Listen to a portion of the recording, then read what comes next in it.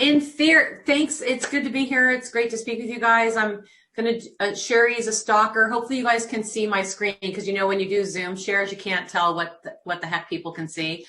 So give me a thumbs up if you can see. And I'm going to close this poll thing. It says star marketing. Yeah, nice. And it's so I thank you, Sherry, for asking me to speak. She's a stalker, as you guys know, and she was stalked me on Facebook and saw that I was doing an event in December and said, "Hey, although I didn't go to the event, I saw that you were asking these cool questions. Do you want to do it at the Star Marketing Summit? Because you're kind of a co-organizer." Because I was definitely a full-time co-organizer last in the summer when we debated whether or not to even have an event or what to do about it. And man, it was really great for me and Sherry to be in the room with the Vegas speakers. And unfortunately, Christina didn't make it live because she wasn't feeling well and didn't want to give us COVID. She didn't have COVID, but she was afraid to give us COVID. So I'm using something called the Mentimeter. So I just want to put this out there. For those of you that know me from prior, I'm, I think, still the only person using Mentimeter for the prior training. For me, because we're on GoToWebinar and we can't see people's faces, this has helped me feel like I'm a little bit more in the room with them because you're not. And it takes all the pressure off the question box or the chat box, which did disappear as I presented my slide here. So if you want to play along, you can open up a browser window, even on a cell phone, and participate on the Mentimeter. I learned about this about 1.5 years ago, and I kept getting the emails from Mentimeter, and I just ignored them, and I didn't know what it was about until I saw 3 speakers from NSA use this at 3 different virtual events that I was in, and I was like, now I get it, and then I started using it in my classes. So the way you get there is you go to menti.com. At the top of the slide, you can see that, menti.com, and then just put this code in when it asks you for the code, no spaces, and you'll be able to see the slides and then some questions I'm going to ask, the questions that Sherry asked me to ask to help kind of get your creative juices flowing today. Kathy, all right. We're not seeing anything for Mentimeter to show the number that it's we at need. the top of the screen. No, if you click, it's weird, but there'll be a bubble there with the ... So once you log in, it's just C and there's nothing. But if you click on the bubble with the ... suddenly the question will appear. All righty. Thank you. Did that work for you? I'm going in now. I see the number at the top now. The screen was blocked. On your end, on your screen. Yes, it was. Okay. All right. Yeah. So if you can't see the number at the top, I'll say it to you guys. It's 833594. 833594. Okay. Excuse me. I have a picture of a calendar. Is that? Yep. And above the calendar, there's a number. Do you see it above the calendar? I do. Yep. That's the number you key into at menti.com. Okay. Got it. Right. So you want to go to menti.com, not mentimeter.com. 833594. All right. So where were you on March 15th? And, Sherry already kind of talked about this, but in Las Vegas, that was kind of the key date for us. And I remember for those of you that know Doug Wood and Dave Susan, I knew they were traveling and I was being a smartass, and I called them both up on that Sunday night. And I was like, hey, what are you doing? Where are you? And they were both on the road, and I was not on a run that week. Thank God. Philly. So somebody was in Philadelphia. I see that at a conference room. All right. Meeting with a potential client. So I called Dave Lahaina, Maui, South Carolina. There you go. So you can see those on the screen. Idaho. So I was at home in Las Vegas being a smartass, calling Dave and Doug, asking them where they were. And I don't remember where they were, but I told them both my prediction was they were not going to make it through the week training because our schools were shutting down and our casinos were shutting down. And I had an insider friend that lives in DC and was told the whole country was going to shut down. And they didn't really do it like that. And then the next morning, Doug just ignored it. But Dave sent me a text at 8:30 in the morning and said, you were right. We're going home. And so in those of you that were that are with prior, you know what happened. Everybody that was on the road went home, and then there were these people that they had handpicked for Tuesday to start teaching classes online. And then they started sending us emails, and we started learning. Now, I thought something that was interesting in hindsight is there were some trainers, and you guys know who they were, and maybe some of you are them, that just were going to wait and see, right? What was going to happen. They thought, oh, it's not going to happen. It's not going to be that long. And they didn't go to any of the GoToWebinar trainings. They didn't start learning it. They just waited for when we were back in person. And I was like, at the end of the week, I'm emailing them, how do I get a class? I want to start teaching. And then Amy said, do you want to teach or moderate? I said, well, I want to teach, but if moderation's all I can do, I'll do whatever you got. And I think that's a really important thing to think about is, you know, where were you and what was your mindset?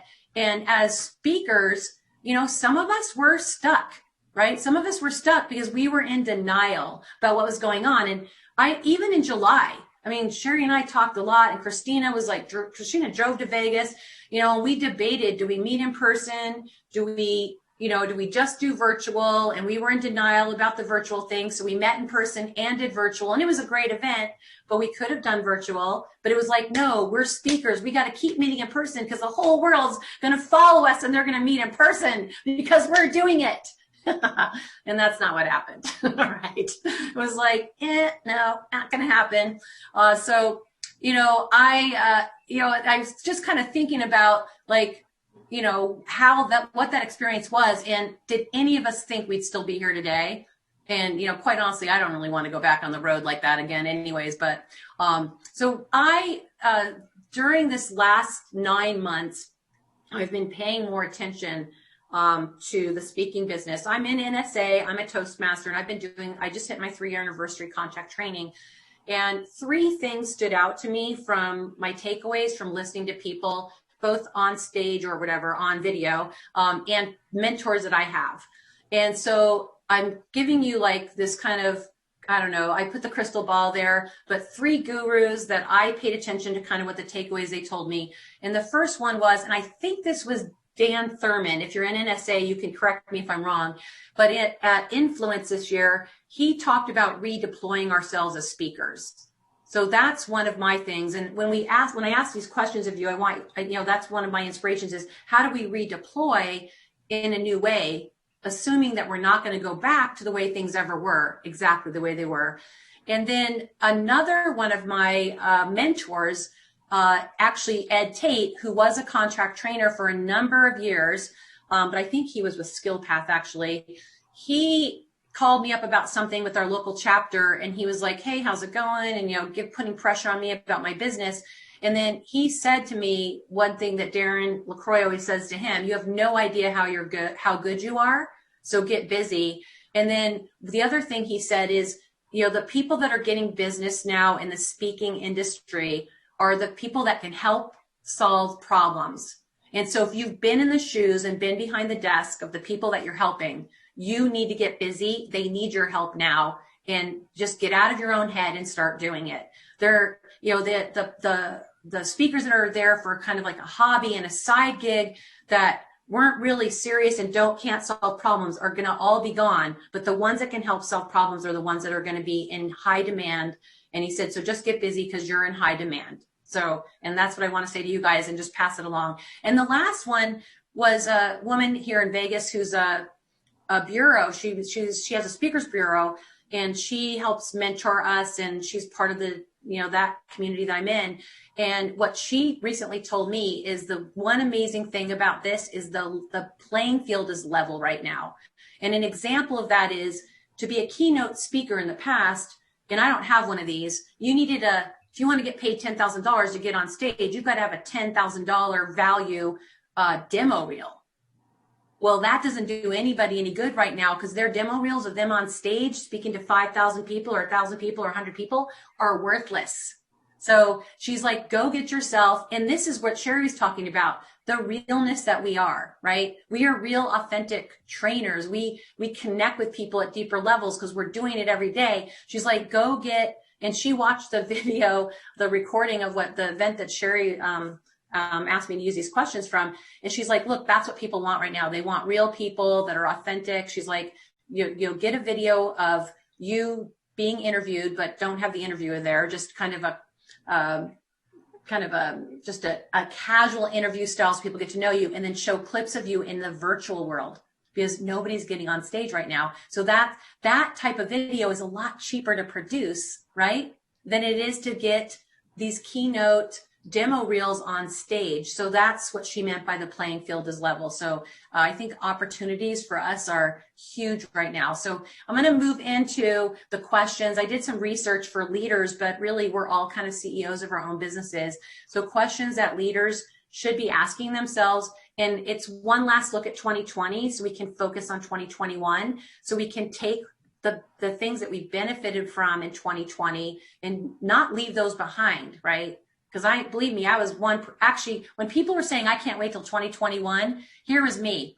I can't wait till 2022, honestly. And I cannot see the chat. So I'm going to go over here and open those up because I see them. I see you guys chatting. That's mostly me typing in what you're saying. So okay, thanks. All right, great.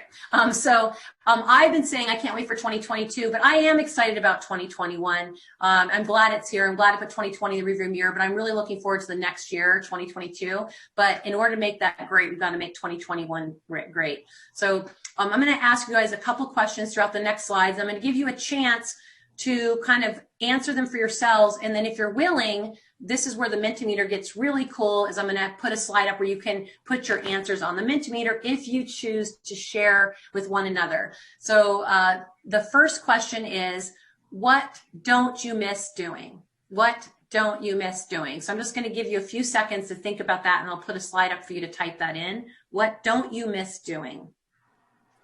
For me, I really don't miss driving 2.5 to 4 hours a night in God knows what weather. Yeah, right. Hoping that the next hotel is going to be set up. So here you can actually, so I see you guys putting those here, just so you can see how the Mentimeter works. You can also type it in now on the next slide, wearing pants. We really should put pants on because it will help us stop getting the COVID-19 pounds, right? Yeah, so travel, for sure, flight delays, all the stress, right? The worry of getting to where you're going. We've all had that where we've gotten to a hotel and they're like, we don't have your meeting here tomorrow, right? Stress, yep, awesome. Packing and unpacking. Yeah, I actually was telling Christina the other day, I'm like, yeah, I used to have a whole second set of makeup, and I had one thing of clothes that were just always in the luggage, and I don't have that anymore. I don't even know if I could get on an airplane right now. I'm not really quite ready. All right, the next question is, what project or activity have you started doing post-COVID that you actually enjoy doing? So what's something new that you're doing that you love doing, that is something you've been doing since COVID started? And I'll go to the next slide and let you pop that in the answer here. So what's a project or activity that you've been doing post-COVID that you enjoy doing? So I see in the chat, training online, sleeping in my own bed. Absolutely. I like snuggling with my dog. Although the irony of doing this at home is, I get to snuggle with my dog, but then as Sherry's like, oh, good, you're co-organizer. Can you let people in? And I'm like, my dog's throwing up. I'm like, I'll be right back. My dog's stomach has got problems. So I'm like cleaning up the floor. And I'm like, oh my God, I need to be like letting people into the meeting. So that's a downside. Sleeping 8 hours, learning WordPress. Oh, cool. Building your website. More walking, biking. So somebody actually is smart and actually doing physical activity instead of just sitting here without pants on, right? Learning how to be proficient in the virtual world. Awesome. Awesome. Awesome. All right. One more of these first 3 questions. What have you done differently to survive the last 9 months? What have you done differently to survive the last 9 months? And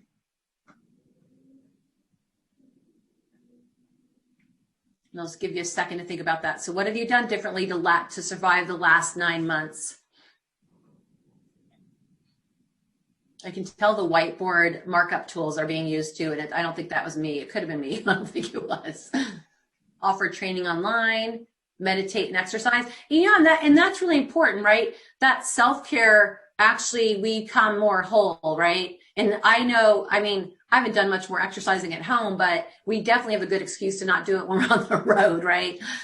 Take a part-time job for cash flow. Yeah, some of us have had to do that. Spend more time with family. I see there. Ramped up nonprofit. Awesome. Watch TV too much. Yeah. Did you finish Netflix?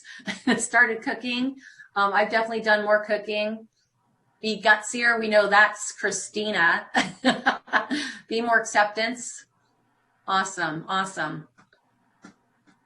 So those are just the first 3 questions. And then we're going to kind of transition into, how do those impact, how do we take those forward into 2021? So, I'm a big quote person. Anybody that's spent any time with me teaching or, talking knows I love quotes. Our intention creates our reality, but actually we know that our intention is just a piece of it. We have to have action to follow that intention, because the intentions are great, but unless there's action, there's not a new reality. There's not a change. So one suggestion, and I know this is not new to you guys, is that we all talk about the importance of having a vision and a mission when we teach and whether we're inspiring, motivating, teaching. But have you looked at your business vision or mission? Do you have a business vision or mission? So here's a couple questions to ask if you don't have your own. Is what do I do, or what do we do? Because some of you have teams. How do we do it, or how do I do it? Whom do I do it for? And what value am I or we bringing? And then the important thing too to think about this, if you already have one, is re-look at it. And I think for many people, their mission and vision has really come to life in 2020, because things got real, right? Things got really real in 2020. But if there is an opportunity to tweak it because things have changed for you, maybe you're serving a different audience or a different customer, or maybe what you're doing to help people solve problems has changed a little bit. And Connie, I do see, I'll tell you guys how I'm actually doing this in a bit.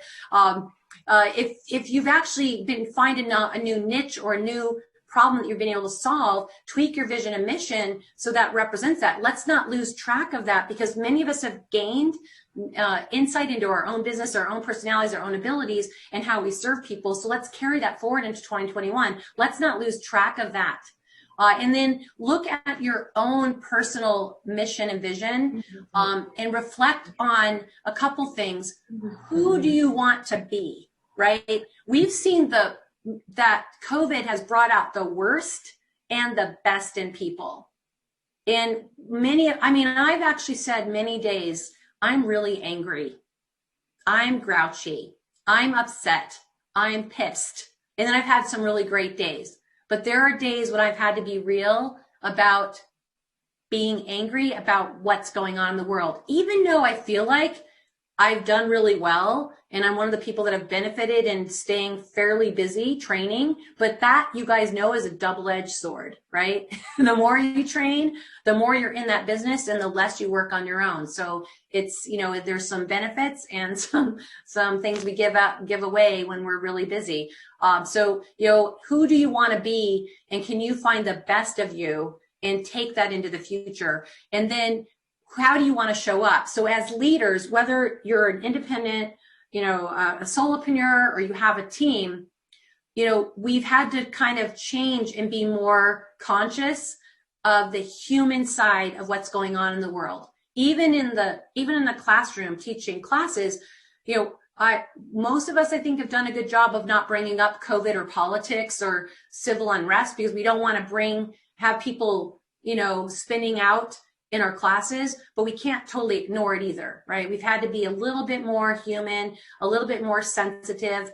So how do you want to show up, and do you want to let a little bit of your Teflon, strength side, just set it a little bit aside and allow that human side to continue to show up in 2021, especially those of you that are hardcore leaders and have teams, right?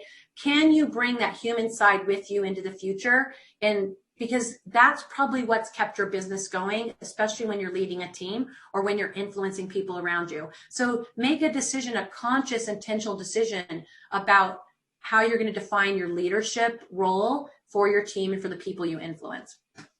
All right. I need to look at my cheat sheet here and see what I want. Okay. I have another quote now.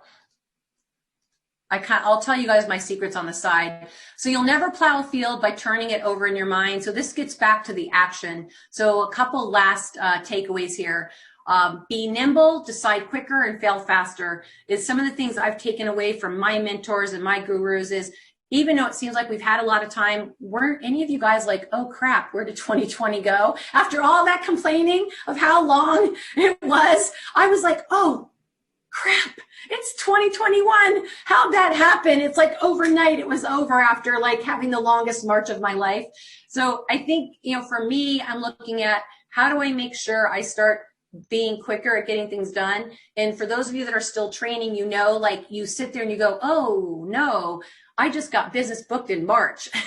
Like, how am I going to get, because now I'm like, okay, what month am I going to, because I do want to transition away from the contract training role because I don't want to get back on an airplane, honestly. That's my goal. I do not want to get back on an airplane unless I can sit in first class and I can stay in a nice room and not worry about getting bed bugs.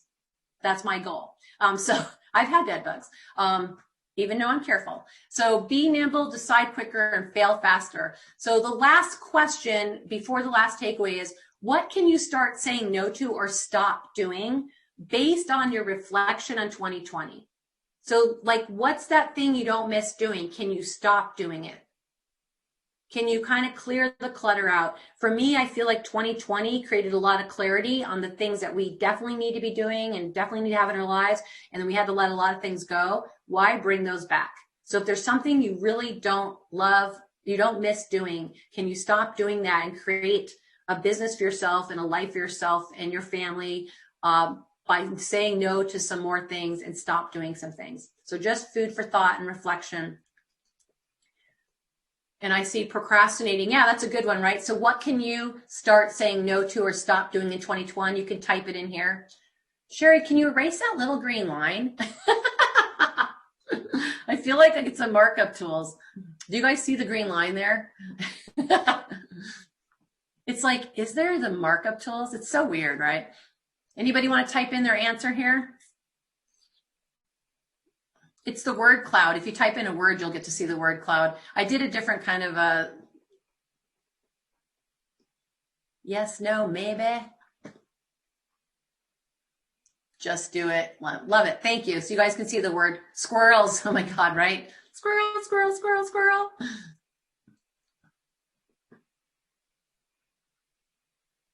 Awesome, awesome. Trying to look at the chats too. All right.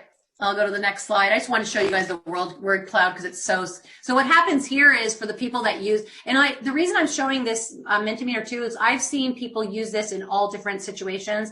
And there is a keynote speaker that uses the Mentimeter even when on stage, but he does it virtually, but he was using it on stage where he would curtail his on stage presentation to feedback live from the audience because they can all open up their phones and he can see the responses as he's, communicating with the audience. So procrastinating is a little bit bigger. So 2 people at least type that word in, just so you know. So the word cloud, the bigger the word, the more people that have typed it in. All right. So one last thought is, how about starting a to-be list in addition to your to-do list, right? And I think it's really important that we know what we want to accomplish every day, but if it is not aligned with who we want to be, and 2020 gives us such a great way of looking at who we want to be in the future, is align those two and make sure they're working together. So what you're doing is supporting who you want to be.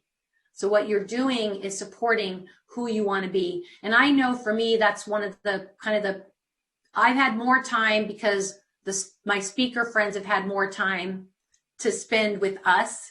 And that's probably one of the benefits of what's happened is people like Marilyn Sherman and Darren LaCroix, you know, they were able to come and talk with us over the summer because they weren't traveling as much. And Marilyn, I mean, she definitely lives the spirit of Cavett.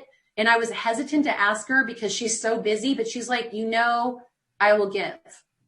And so she took that time. And not only did she come and speak, but she spent like the day with us, right? And so I've been taking advantage of that because they've been more available because they're less busy traveling. So it's about, okay, who do I want to be, and paying attention to those speakers and really taking more massive action so I can achieve my own goals. And my goals are probably not your goals, but these are the things that I've kind of taken away and I've shared with my tribe. And I hope this has been of benefit to each of you. If you want to stay in touch with me, I want to give you my 3 massive mistakes that brilliant women make. If you're not a woman, you can still sign up for this and get it.